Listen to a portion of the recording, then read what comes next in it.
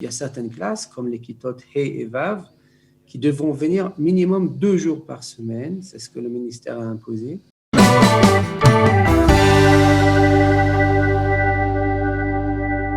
On va profiter de notre ami Yitzhak Grunewald qu'on a plusieurs fois interviewé dans cette émission.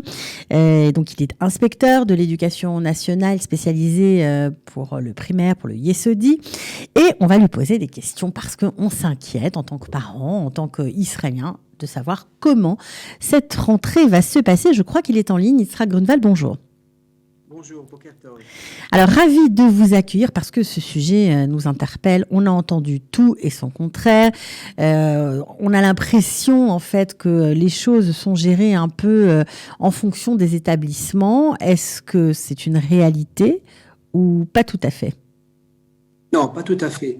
Le ministère, en fait, toutes les écoles, en tout cas les ganim et les classes de Kita Aleph et Bet, fonctionnent en vérité tout à fait normalement. C'est-à-dire les effectifs normaux, ils viennent à l'école entre 5 et 6 jours par semaine et tout devrait fonctionner comme il faut. Pour le reste des classes, effectivement, c'est un peu plus compliqué parce que le ministère, avec l'accord ou la demande du ministère de la Santé, sépare les classes en groupes de 18. Et donc, le ministère, pour ce faire, a rajouté en fait énormément d'heures dans les écoles pour permettre au maximum d'élèves de venir, mais dans des groupes de jusqu'à 18. Et la plupart des écoles dont moi je suis responsable font vraiment des efforts, sont des efforts considérables. Les directeurs d'école travaillent énormément pour permettre effectivement aux élèves et aux classes de venir, en tout cas les classes de Dalet, de Gimel, de Dalet, et au moins en moyenne entre 4 jours par semaine. Et c'est un peu plus compliqué pour les classes de He et Vav parce qu'on ne reçoit pas un nombre infini d'heures. Mais il y a un effort considérable qui est fait par le ministère ou par le ministère au Trésor qui ont rajouté des sommes très importantes d'heures. Ça veut dire que c'est des budgets très importants. Mais alors, est-ce que vous pouvez nous expliquer, parce qu'on ne comprend pas très bien, le ministère a rajouté des sommes importantes et des heures supplémentaires. Ça veut dire quoi? Ça veut dire qu'ils ne peuvent pas étudier en même temps? Ça veut dire Ça veut dire, en fait, je vais vous expliquer, Cathy. Ça veut dire, en fait, que si on prend une classe de 30 élèves, le ministère de la Santé ne permet pas à 30 élèves d'étudier dans la même classe. Ce qu'on a appelé au début de la crise une capsule. Exact. Et donc, maintenant, d'un autre côté, on ne veut pas que les élèves restent à la maison. Les grandes vacances, c'est suffisamment long.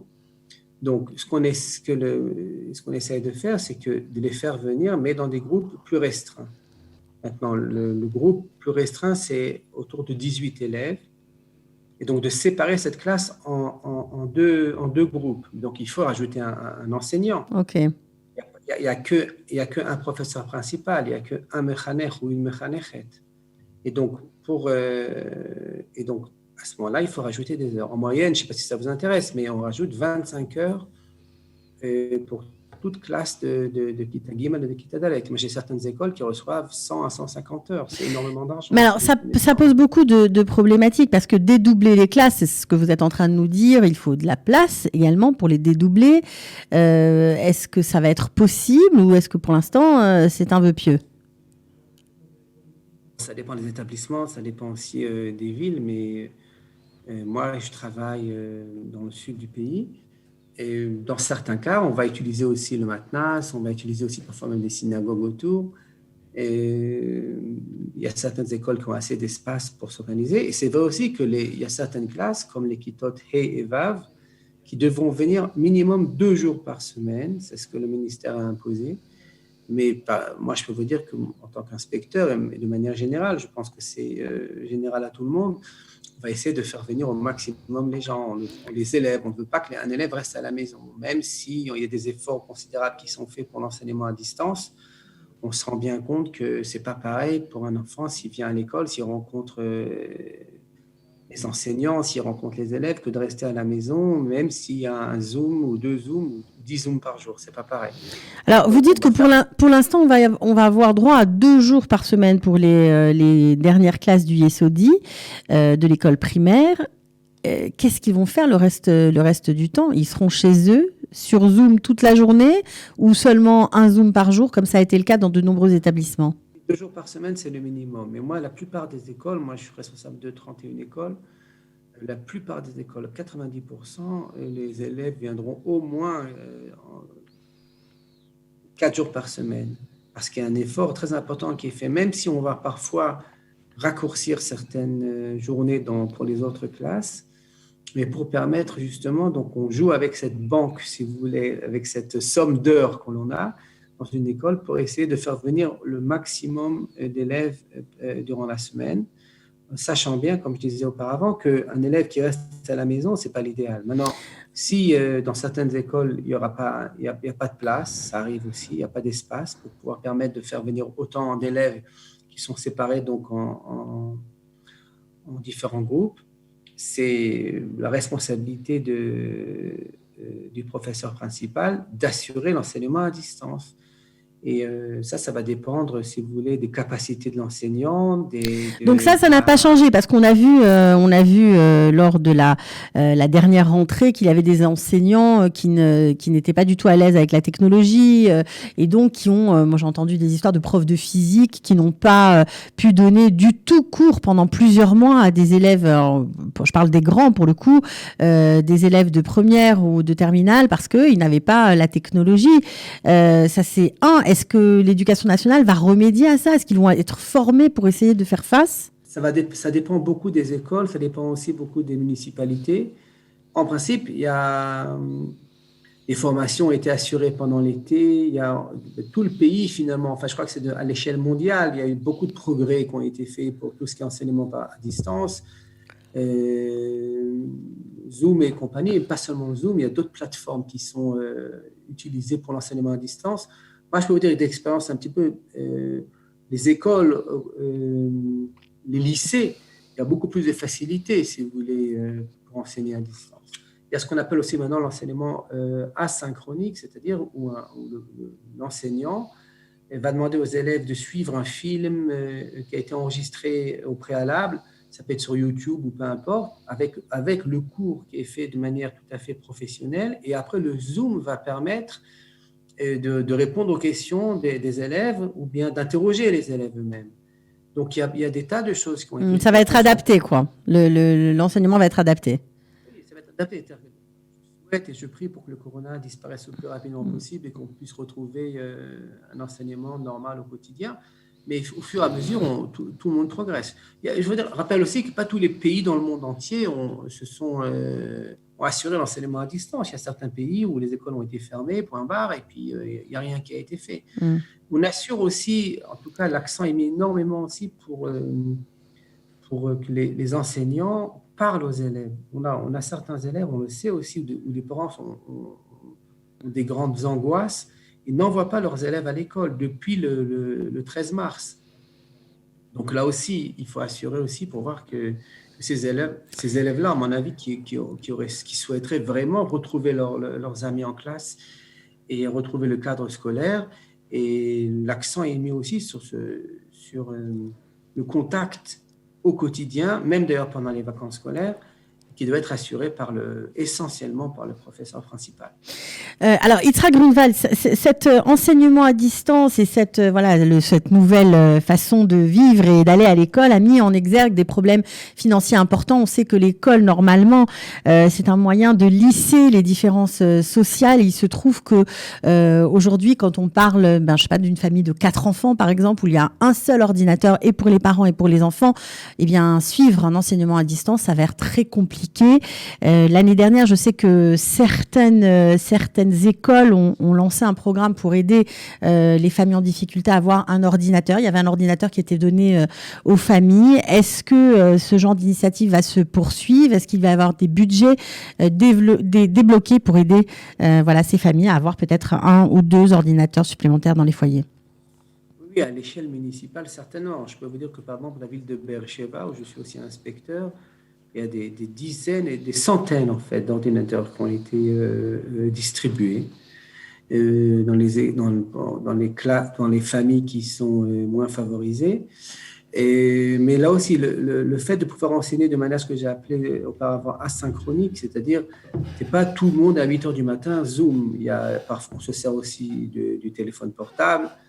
Mais n'oubliez pas aussi que s'il y a les enfants, en principe, de Aleph jusqu'à Dalet, en principe, devraient être vraiment à l'école la majeure partie de la semaine. Donc, ça réduit encore une fois le nombre d'enfants qui resteront à la maison.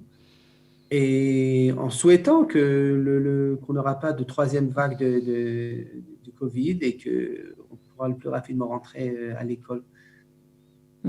Certaines chagras dans ce quotidien-là qu'on regrette tous, on languit quelque part. Bien sûr. Est-ce que si jamais il y a des contaminations, c'est pas vraiment à souhaiter, mais on est obligé de poser la question dès le début de la rentrée, est-ce qu'on va prendre les mêmes mesures je vais pas dire l'an dernier, mais que les derniers mois, qu'au mois de juin ou au mois de mai, et fermer les établissements? Est-ce que vous en avez déjà parlé ou vous n'avez pas encore évoqué ce genre de scénario? Qu'est-ce qui va se passer s'il y a des contaminations? Le ministre de l'Éducation, M. Galante, qui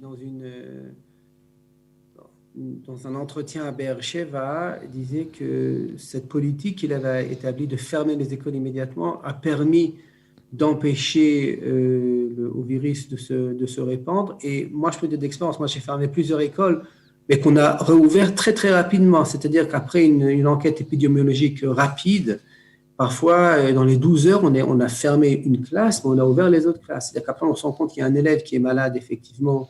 Je rappelle à tout le monde, d'ailleurs, que les élèves malades, dans la grande majeure partie des cas, sont souvent même asymptomatiques, oui. Vous avez compris. Voilà. C'est même plus faible qu'une grippe, mais bon, on ne veut pas qu'ils répondent à la maladie quand même.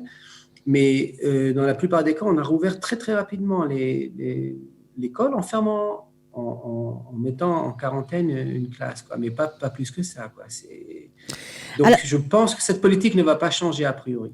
Alors, juste pour terminer, pour donner un petit peu des tips, on va dire, aux parents qui vont peut-être, pour certains, commencer un premier cycle avec une rentrée en Kita Aleph de leurs enfants, quels conseils il faut suivre? Est-ce que lorsqu'ils sont en Zoom, est-ce qu'il faudra être à côté d'eux pour les accompagner ou alors est-ce qu'ils devront apprendre à se débrouiller seuls? Qu'est-ce que vous conseillez de faire aux parents? Mais la grande différence avec la première vague de Corona durant le mois de mars, c'est que les parents aussi, dans la majeure partie des cas, sont restés à la maison. Exact. S'ils avaient cette liberté, le temps, ils étaient capables d'accompagner leurs enfants dans cette relation avec les enseignants. Là, maintenant, a priori, les parents travaillent. Donc, c'est partir le matin en laissant, j'espère le moins possible, mais des élèves de la classe de 5e et de 6e à la maison, ils se débrouillent très très bien, hein, tout ce qui est Zoom et tout ce qui est digital. Oui. Souvent mieux que nous, donc je ne crois pas qu'il y a raison de s'inquiéter. Mais pour les petites classes, il n'y a pas, ni pour les ganim, ni pour les kitot Aleph, Bet, même dans la majeure partie des cas, les classes de Gimel, Dalet. C'est juste pour et Vav le problème. Oui, le problème, certains jours de la semaine. Et comme toujours, la responsabilité des parents, c'est de demander aux enfants, c'est d'assurer aussi, il faut être plus peut-être en contact avec le téléphonique pendant la journée. Tu es bien réveillé, tu t'es habillé, tu t'es brossé les dents, tu as fait la tfila. Qu'est-ce que t'as dit ton professeur? Qu'est-ce que tu dois faire aujourd'hui? Assurer ce quotidien, si vous voulez, essayer d'aider quelque part pour que les grandes vacances ne se perpétuent pas. Ne se poursuivent pas. Ok, mais en tout cas, merci. Ne poursuivent pas, merci. Voilà, non, mais ça marche aussi, perpétue. Donc, merci beaucoup, Yitzhak Grunewald, pour ces précisions. Voilà, puisque la rentrée, alors c'est toujours le 1er septembre, j'imagine, pour les... Oui, c'est toujours le 1er septembre. Okay. Oui, j'espère qu'on n'aura pas de surprise. Voilà. Mais c'est toujours le 1er septembre. Toujours le 1er septembre. Ok, en tout cas, merci de votre intervention. Travaillez bien. J'imagine que vous ne devez pas manquer d'occupation en ce moment et à très bientôt.